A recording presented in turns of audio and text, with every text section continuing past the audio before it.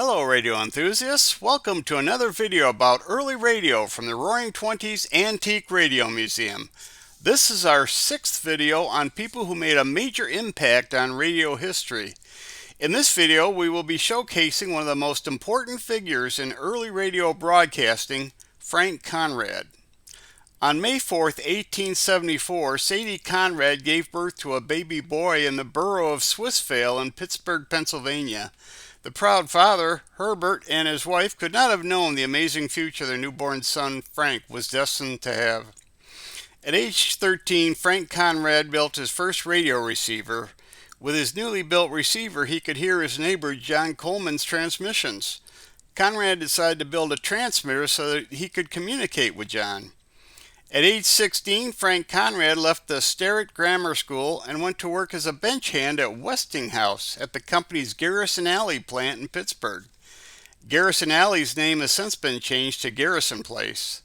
The plant was a research center for the company. When Conrad was 23 years old, he was promoted to the testing department at Westinghouse. While working in the department, he developed the circular watt-hour meter. The meter measured electricity consumption, and its later versions would be installed in tens of millions of homes over the following decades. Over time, Conrad worked his way up to chief engineer at the Westinghouse East Pittsburgh factory. On June 18, 1902, Frank Conrad married Flora Selheimer. The marriage would produce 3 children, Francis, Crawford, and Jane. The Conrads moved to Wilkinsburg, Pennsylvania. The family's new home had a 2-story garage, and Frank Conrad decided it would be the perfect place to build a radio transmitter. After doing so, he applied for an amateur broadcasting license and was granted one in 1916 with the call sign 8XK.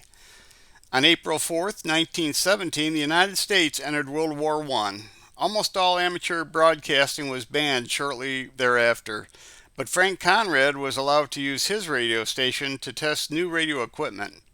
During the war, he would assist the U.S. Army Signal Corps in developing radio equipment, including the SCR-69 and the SCR-70. After the war, Conrad returned to broadcasting from his amateur station 8XK over his garage. He would broadcast on Wednesday and Sunday nights for 2 hours, playing records. Later on, his children would put on home talent shows with local amateur singers. His broadcasts were heard around the Pittsburgh area and became very popular. They were so popular that a local department store started selling wireless receivers so local listeners could hear his broadcasts. This gave Conrad the idea of broadcasting, and he brought his idea up to the Westinghouse publicity department. The company agreed with his idea and applied for their own commercial radio broadcasting license. And on October 27, 1920, Westinghouse was granted the first commercial radio broadcasting license issued by the federal government with the call sign KDKA. Earlier in 1920, Frank Conrad decided to build some test samples of a radio tuner he had built in 1919 with Donald Little. These prototypes were tested aboard tugboats in New York Harbor. With the testing successfully completed, the first production runs of the Westinghouse RA tuner and the matching DA amplifier began in late November of 1920 at the Shadyside Works in Pittsburgh. They would be the first mass-produced radios for the public in history.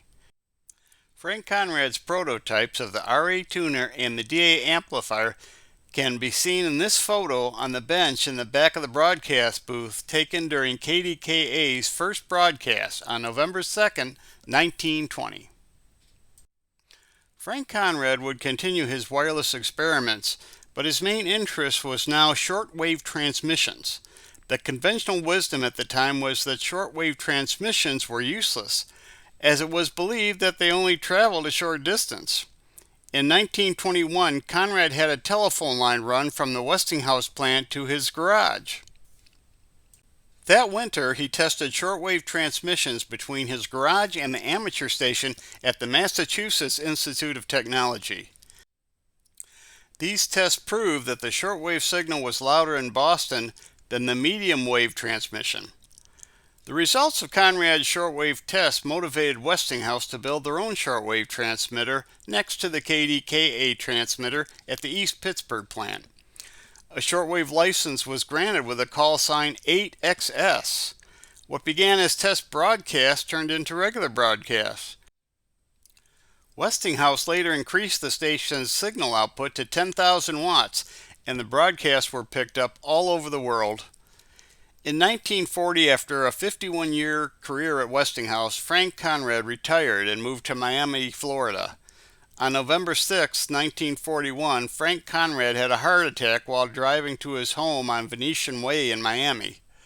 He died there on December 11, 1941, at the age of 67, just 4 days after Japan's infamous attack on Pearl Harbor.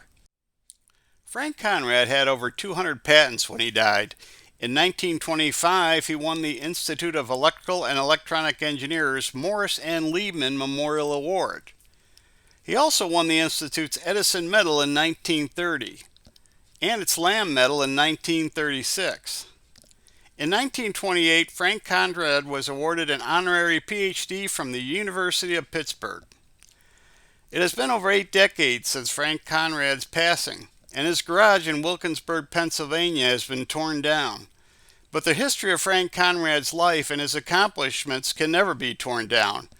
That history will stand forever. That's it for this video. There will be more to come as we continue to investigate the early history of the world's first mass medium, radio. Thanks for watching.